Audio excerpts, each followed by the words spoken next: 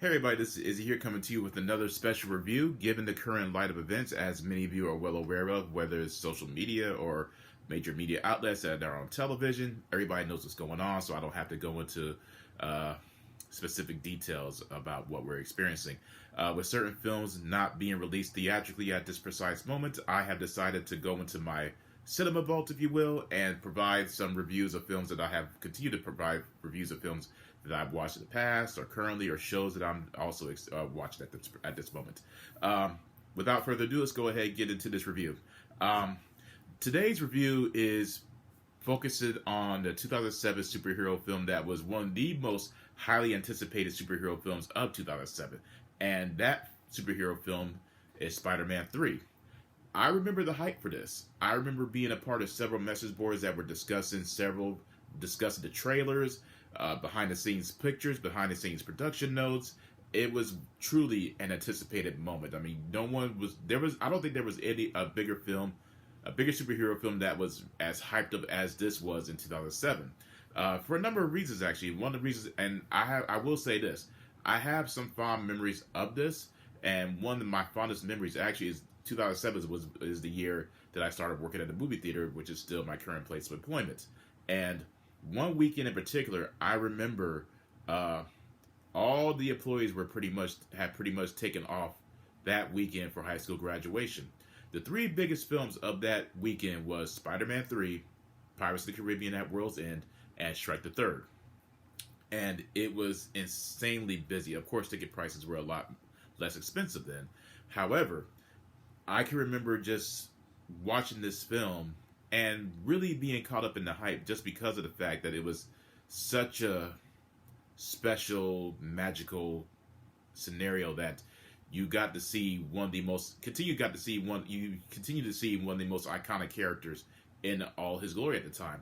And Sam Raimi, for a lot of the flack that he receives regarding the content of Spider-Man 3, one thing I will say about him is that with Spider-Man 3, with the Spider-Man trilogy of Sam Raimi, you had the Mark Webb the Amazing Spider-Man series. One of the awesome things about those films is, and not taking anything away from the Marvel Cinematic Universe version of Spider-Man, these films in particular more or less focus on Spider-Man being the singular superhero that we have all been accustomed to watching, reading, and playing video games of.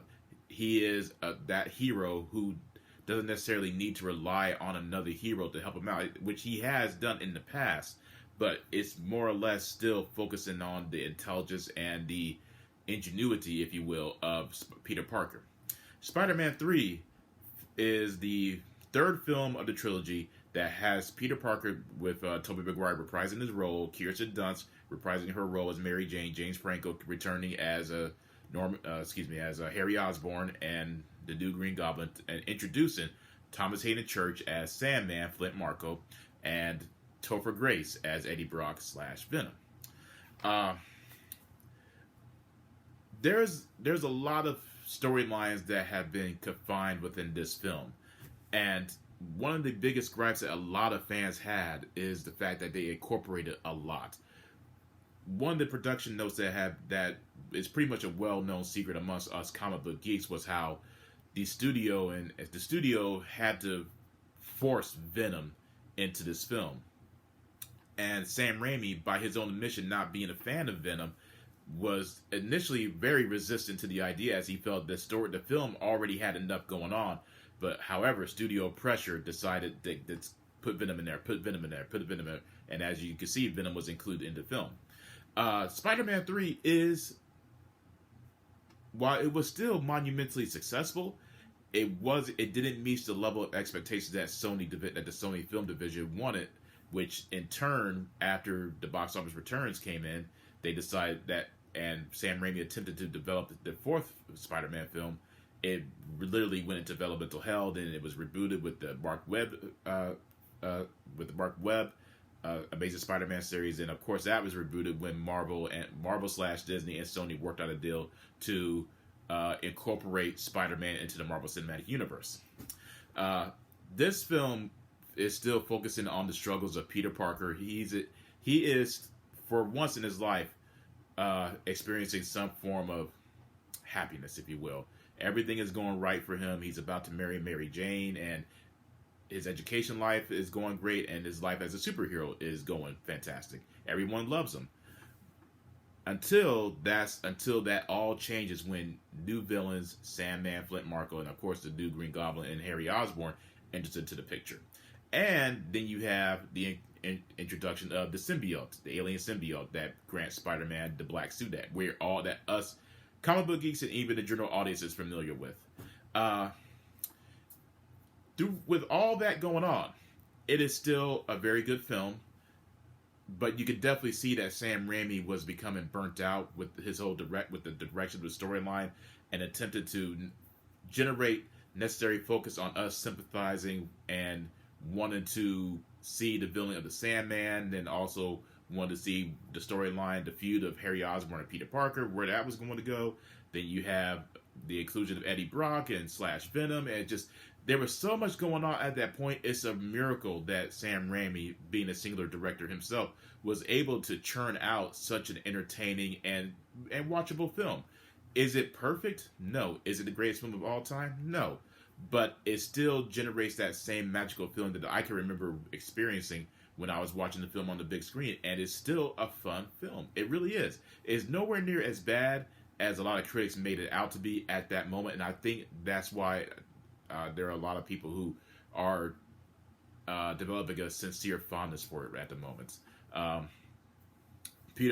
Tobey Maguire still does a great job as Peter Parker. I mean, he is, if you don't count Nicholas Hammond as the old school television / film version that came out in the 70s, if you don't count him, Tobey Maguire is still considered the OG version of Peter Parker as far as the cinematic universe is concerned.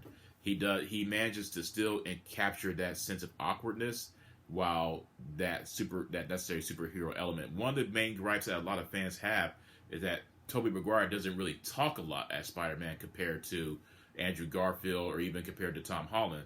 And as true as that might be, he still does a great job, so I can't really fault them too much for that. I've always felt that Spider-Man's quips work exponentially well in a comic book and a cartoon, whereas in the film wise, with him constantly talking as much as he does within the cartoon, the comic books, and even the video games, it kind of more or less takes away the seriousness of the villain or the circumstance that he's experiencing. We all know why he talks the way he does, but at the same time, it's just him constantly running his mouth. It works great with characters like Ant-Man and even the Guardians of the Galaxy. It works fine with that. But with Spider-Man, when you have villains like Dr. Octopus, Venom, Kraven the Hunter, Vulture, Vermin, who's another one? The Scorpion. Him constantly running his mouth takes away the menace of those characters, in my opinion. Spider-Man 3, for all intents and purposes, despite all the storylines that's going on, and even the inclusion of the symbiote suit, it does a pretty remarkable job at maintaining that structured sense of focus within that specific storyline, where you are still emotionally invested into Peter Parker, Harry Osborn, Mary Jane, and of course the inclusion of Venom. Venom, action-wise, is still a visual treat. There are a lot of amazing set pieces and swing sequences that just make you, especially with the innovative technique of what was called the Spidey Cam, where it gave you this sensation of you almost as if that you're swinging along with Spider-Man as he's swinging through New York City. Action-wise, storyline-wise, it still follows that same formulaic pace of, at the end, again, not going to these spoilers, but again, with the villain kidnapping the girlfriend, if you will, for three straight films in a row. I understand those complaints. The transitional period of what the symbiote suit was doing to Peter Parker, while he was a lot more menacing in the cartoon and the comic books, in the film, you could tell it was Sam Raimi more or less venturing more into the realm of the comedy spectrum that he did with the Evil Dead trilogy. There are some interesting moments of the symbiote suit transforming Peter Parker's perception and attitude, but again, it ventures more into the realm of comedy. Once Venom enters into the picture, again, he's not really given enough time to shine, but when he does enter into the picture, I felt initially, and still believe to this very day, he would have been better suited as a cliffhanger compared to shoehorning him in with Sandman, Harry Osborn, and of course him. Overall, though, I still enjoyed the film. There's a lot of amazing special effects and visual treats still to this very day maintain a true sense of being. I hate to say it like this, but the special effects still seem a lot more realistic compared to the CGI treats that we're experiencing today in cinema. The music is still amazing. As I said, the action pieces are still amazing, and even the actor performances still have a certain amount of charm in them that gives it a more of a sincere presentation. So with that said, Spider-Man 3, I do have to give it 2 thumbs up. It is a 5 out of 5 experience. It still has, as I mentioned, it has that special charm that I feel a lot of superhero films are generally sincerely missing these days. I don't know, it's just something monumentally special about this one, and even about the trilogy in general. I think the reason why it holds such a special place, and not just my heart, but in the nerds' hearts. Not using nerd as an insult, but just it's the first trilogy, one of the first superhero films that, as I mentioned, just jump started the whole franchise. And at the time, you remember, it was just Spider-Man and X-Men that was receiving the theatrical treatment. Again, I mentioned Blade and X-Men, but as far as your big-time superheroes are concerned, it was just this and X-Men. So I think this is why it still maintains a true special place in a lot of people's hearts. That is my review for Spider-Man 3. I hope everybody enjoys it. If you have watched it, which I'm pretty sure you have, let me know in the comment section what you thought about it. Let me know on my Facebook what you thought about it, and provide a like, and you will be hearing from me again soon, my friends. Take care, stay safe, and be healthy. Peace out.